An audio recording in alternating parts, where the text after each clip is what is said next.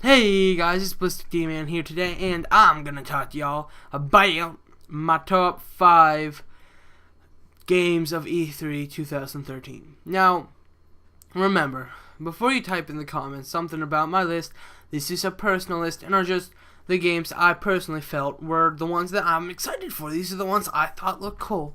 And I would love it if your lists are different, that you put your top 5 games of E3 2013 down below in the comments. Now, let's start off with number 5. Number 5 is Super Smash Bros. For the Nintendo 3DS and Wii U. Now, we don't know much about this, but we got gameplay, and I love Smash Bros., and I know a bunch of people love Smash Bros., and this game looks really cool. Let's look at some of the new characters. We got Mega Man, we got the Villager, and we got the Fitness U person. Sorry, my throat is like feeling stuffy. But anyway, this is what we want. When I saw the gameplay, it didn't take like a new fresh look. It looked the same, which is fine because we love Smash Brothers. I love Smash Brothers, and I think it's actually perfectly fine where it was. And we're getting like HD graphics, which I didn't see a huge difference, but at least they're HD. They're going to look better, and this game will probably run smooth, and this game is probably going to be the game that people will buy the 3DS, not the 3DS, but the Wii U for. The Wii U is a great system, and this game will just make it even better. And it's just awesome. I love the game itself, and I'm sure I'll be a day one purchaser of this game. But I am excited to see more info as it becomes available on the game itself. I'm sure that this is going to be a game that's really awesome. Okay, number 4, Star Wars Battlefront. Now, when we found out that EA got the Star Wars license, I was worried. I was like, oh my god, EA, don't mess this up.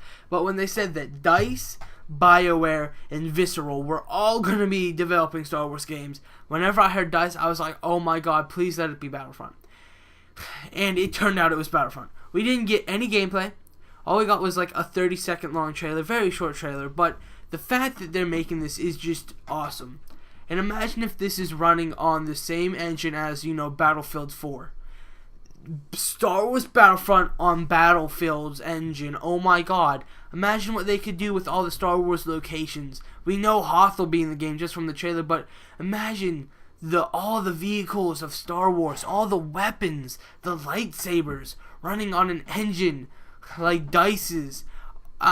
It blows me away. I'm super stoked, and I hope they bring it to the PS4, the Xbox One, and the Wii U.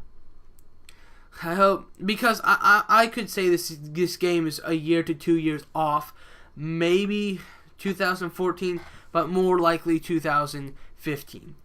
Now, I really think EA would be really smart if, like right now they're doing like Medal of Honor and then Battlefield and then that back and forth. It'd be way smarter if they did Battlefield and Battlefront back and forth every year. Anyway, I'm really excited for this game. This game looks really, really cool. I can't wait to see gameplay. I hope we get to see some soon.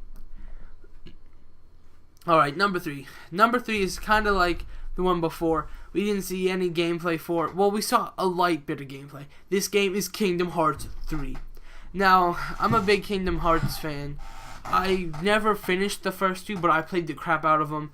Because every time I get close to beating them, my brothers would take them back home, and I wouldn't get to play them. And I'm actually hunting down Kingdom Hearts copy of the first one and the second one on eBay for the PS2. I'm going to play the crap out of them.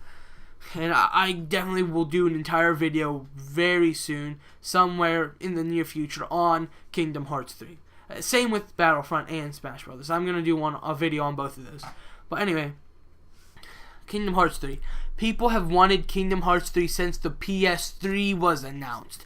People love Kingdom Hearts. It takes this interesting world of Final Fantasy and mixes it with Disney, and it comes together so smooth, and it's just so much fun to play, and the combat itself is very smooth and very just awesome, and I loved the games themselves in the past. And if you're like me watching the trailer, you're like, those graphics look kind of weird. It's because with the power of the next gen consoles, they actually had to bring it down. They had to make it look a little bit like more worse so that the Final Fantasy characters didn't look too lifelike and would still fit in with the Disney characters. That's why it looks the way it does. I'm very excited for that game. I really want to see more in the future, and I'm sure a year from now we will have some real gameplay available to watch. Okay, number 2. This one is an Xbox One exclusive. Even though it's that, and I'm not a big fan right now of what the Xbox One's doing with DRM and whatnot, this game looks awesome. Project Spark. Project Spark is an awesome looking game because it's practically a game where you get to make your own games. That is an awesome concept. It's like taking Forge from like a Halo game. Sorry, I had to get a drink. It's like taking Forge from the Halo games and just like blowing it up. Because from my understanding, you're gonna get to make the characters, the enemies, the story, the areas, the locations. If you go watch some gameplay, that thing is really cool. And there's just endless possibilities. It's like Little Big Planet on steroids. This game could end up making, just some guy who likes to play Project Spark, he made a couple old games that everybody loved on the internet, into an indie developer. This could make so much. If this game is like your typical $60 price tag, you will have endless adventures. It would be so much fun. Like, let's say I make this really cool adventure game where you have to like find a sword and you have to take down an entire enemy population and whatnot. And then my friends can play it and we could all play it together. We could play a game I created. Or the other way around. Maybe my friend, he did some weird, crazy, RPG type thing where you have to collect all these items and whatnot to get to the end. And there's like, like a Dungeons and Dragons where there's like stage fights and you have to fight them and crap. That would be really cool and interesting. And just the concept alone of just giving people whatever they want. Instead of the game developer giving the people the game, the players are giving the developers the game. It's just a really cool concept, and this game looks very interesting and looks really cool, and I can't wait to play it. Someday, eventually, maybe. Okay, this leads me into number 1. My number 1 game of E3 2013. Tom Clancy's The Division. Now, I remember last year, everybody was like, oh my god, about Watch Dogs and whatnot. But I wasn't. I liked Watch Dogs, but I wasn't like so psyched about it. But The Division looks awesome. I just love the way it looks. Okay, it has amazing graphics at first, but the way it looks like you'll play it. Let's say me and 2 of my friends want to do like a little squad and whatnot, but we could just. It's just crazy.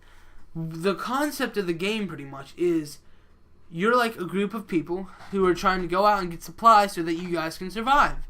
In the demo we saw, people were attacking the police station. So the group of people, the 3 of them, it's like multiplayer, were like, alright, we'll go check it out. So they were walking down the streets, checking out the corners and whatnot, and then they went, helped out the police station. The police station gave them all this ammunition. But while they were fighting the police station, one of their buddies who wasn't on at that time was on like his phone or his tablet. It was like controlling a little drone and was able to fly over and mark the enemies.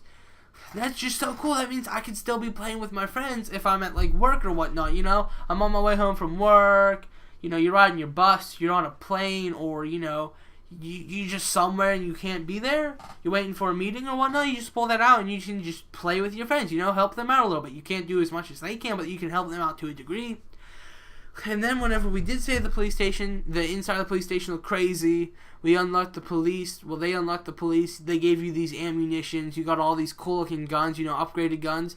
And then you pop a flare up. You're waiting for your helicopter to pick you up. When you realize another group of players, real life players, is right next to you popping a flare. So, you guys engage each other. And then it's like player versus player. The concept itself is just crazy, and I could see myself having loads of fun with my friends. The Division just looks like an awesome game, and I actually think it looks better than Watch Dogs. I know many people would disagree and say Division didn't look super cool, but I really thought it was awesome looking. This was my personal list, and I know that you guys will probably disagree. So anyway, if you feel differently about, what you thought was the best games of E3, comment your list down below. I'd love to take a look at them. I'll see you guys next time. I hope you all had fun watching E3, by the way. See you next time. Peace!